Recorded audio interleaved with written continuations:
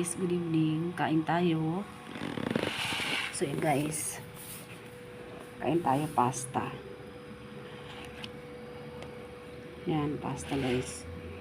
Plain lang siya.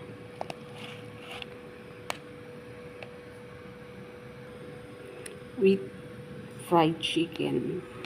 So yun guys, ang dinner ko. Pasta tsaka isang fried chicken. Kain tayo guys. Pasta with fried chicken. Ayan guys. Oh. Pritong manok.